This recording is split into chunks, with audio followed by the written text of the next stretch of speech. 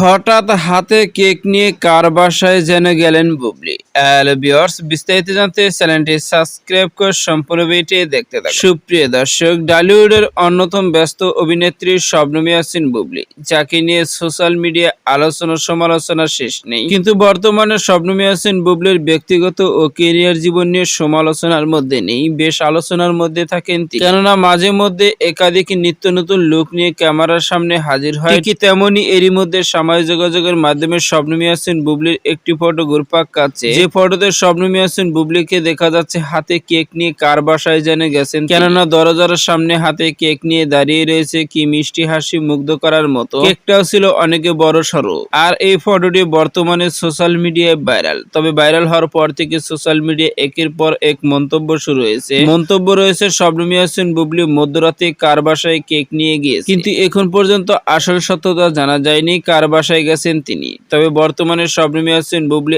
একাধিক সিনেমায় কাজে ব্যস্ত থাকায় ব্যক্তিগত জীবন নিয়ে কোনো আলোচনা নেই তার। এদিকে জানা গেছে বর্তমানে শবনম ইয়াসমিন বুবলির একটি সিনেমা মুক্তি পাওয়ার কথা চলছে, আর সেই সিনেমাটি প্রচারণার জন্য খুব শীঘ্রই কলকাতায় যাবেন তিনি। তো সুপ্রিয় দর্শক, ভিডিওটি আপনার কাছে ভালো লাগলে একটা লাইক দিন। নিত্য নতুন ভিডিও আপডেট পেতে চ্যানেলটি সাবস্ক্রাইব করুন। অসংখ্য ধন্যবাদ পুরো ভিডিওটি উপভোগ করার জন্য।